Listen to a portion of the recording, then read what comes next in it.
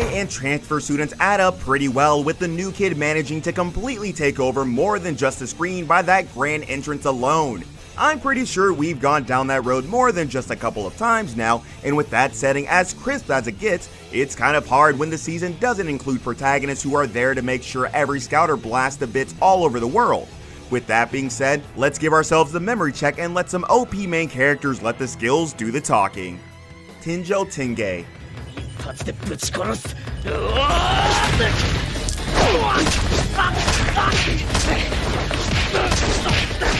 Let me ask you, what comes to your mind when I say the word high school? Friends? Opportunities? Picking up new interests and hobbies to get some digits? Well, you know it's not an anime unless the school focuses on fighting styles that bring the best the human body has to offer, right?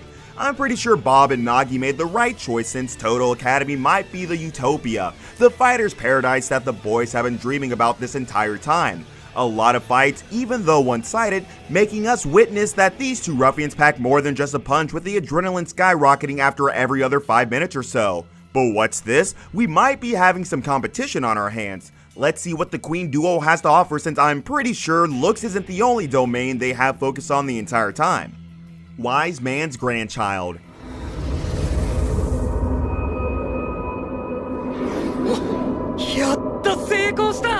How great a man would be if he were to give it all up for a life that only commoners can have in this mortal world we live in. I'm pretty sure a lot of us would count that as a curse rather than a blessing, but Merlin isn't the Wizard King for no reason at all now, is he? Secluding himself deep in the woods, preferring a quiet life after basking in the spotlights his entire life, Merlin's chosen a road none would have expected, given raising Shin is the only goal he's left with. The old man's done a pretty good job, and Shin might be the 1 in a million year talent that only the fables, only the legends can speak of. But you've got to balance it out, no?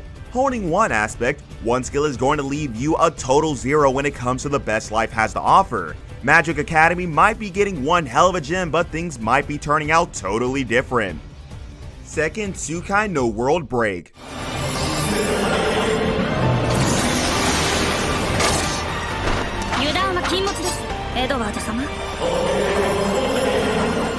Magic sure knows how to get things going. I mean, in a setting where amnesia and schizophrenia gives meaning to such a gibberish setting is something that can only be explained as something supernatural at best. With ancestral arts, metaphysicals, and the Kurogane Kurama making the most of what we have here, World Break makes sure you aren't bored in the slightest throughout the entirety of its runtime. With the opening ceremony and everything, every other student is sure to be super excited, given it's the beginning of a new chapter, a new era of their life that will shape the future that's about to come.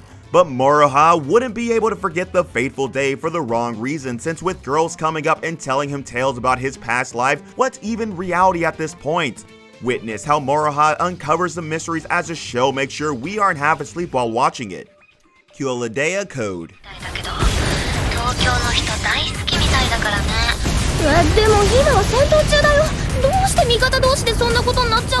Perfect characters who bring something totally new and unique to the table are a total treat to watch. That's just how anime works. But when you give us not one, not two, but 6 OP characters, a lot of us would be getting heart attacks by the minute. Qualidea Code shows us how unpredictable anime shows can be, with the world doing a total 180 on both the characters and us at the same time.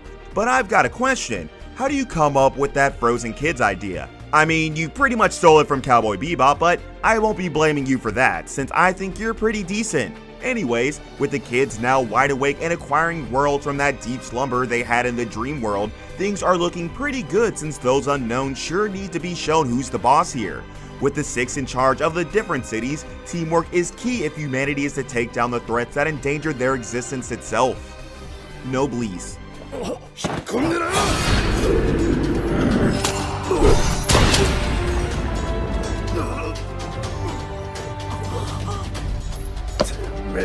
The most disappointing adaptation of 2020, Noblesse did it way worse compared to Tower of God and God of High School in my opinion. Being the big 3 of the Webtoon universe, they all decided to run it down the same time, the same year. What a way to go off and burn themselves for fun. But I'm pretty sure the new fans would remember Noblesse as something totally different, for it brought the same old OP protagonist setting that the audience is a total sucker for. with the school setting meeting a race, a being that has never walked that campus since the advent of time itself. Noblesse is something you need to see for yourself to determine whether it's really your cup of tea or not.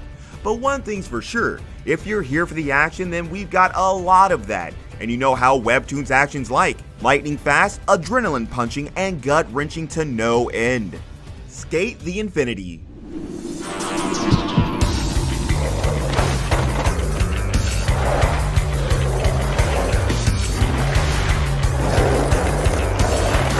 Skateboards and anime haven't really had a meeting before now, have they? Sure, we've had the likes of Air Gear rack up the fans for anything but those wheels, but Skate was that breath of fresh air we needed as we dived into the year that was going to change our lives for the better.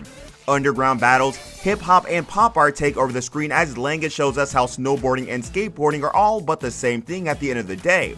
With new foes coming up to show their skills on the board, and the duo making sure they don't go down without a fight, as that Dio fanboy gives us that JoJo vibe we haven't experienced for like 2 years now. The characters are probably the strongest point of the show, and with the setting being as new as it gets, missing out on this one would be a total sin. Platinum End. 白のよ幸せになろうと生きようと決めたのに This new show from the creators of Death Note might be the follow-up we've been looking for all these years. Sure, it doesn't take off after what Light brewed up that entire season, but a change is all but welcome when it comes to the anime universe. Seeing death gods being replaced by angels and arrows making the pins go completely non-existent, Platinum End shows us a rather primitive version of Future Diary, where the one who's chosen to be a god doesn't use his phone to read what's about to come their way. With only a couple of episodes out, the series already looking something promising, with the cliffhangers and the plot making everything have that nostalgic feel while looking fresh and crisp at the same time. It's finally hitting the screen after all this time, and we're so excited to see it for ourselves. Tokyo Majin.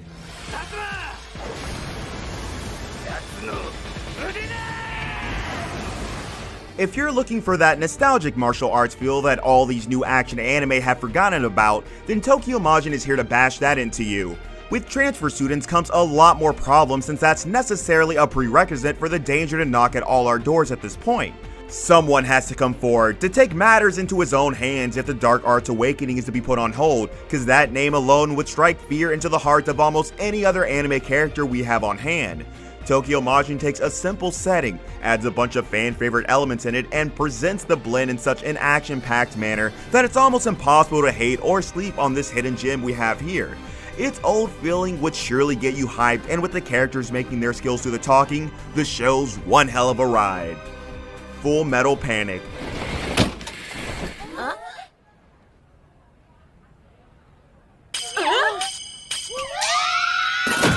One of the shows everyone knows the name of, but when it comes to explaining what the synopsis or the plot is, there isn't a sound for some reason. I think Full Metal Panic's still getting overshadowed by the all-time superstar Full Metal Alchemist, given both of them have names that almost make the other sound like a knockoff of the first one. Mecha and comedy have never blended so well, since with this bubbly posse of characters and the most hilarious of situations on our plate, Full Metal Panic is a setting that totally justifies the fanbase it's piled up all these years. With the show not only limited to a season and with follow-ups, spin-offs, and alternative versions hitting the screen every now and then, it's definitely a title you need to pick up as soon as possible. The Misfit of Demon King Academy.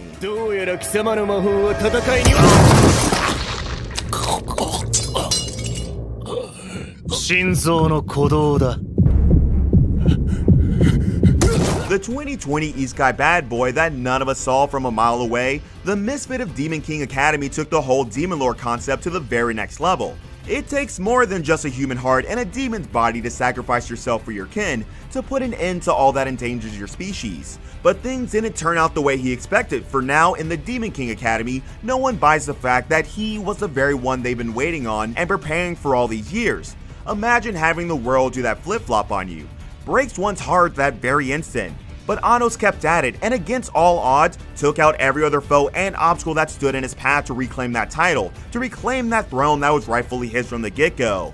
One of the most versatile when it comes to the Isekai scene, it's sad that things ended up the way they did with this one. Rest in peace, Sensei.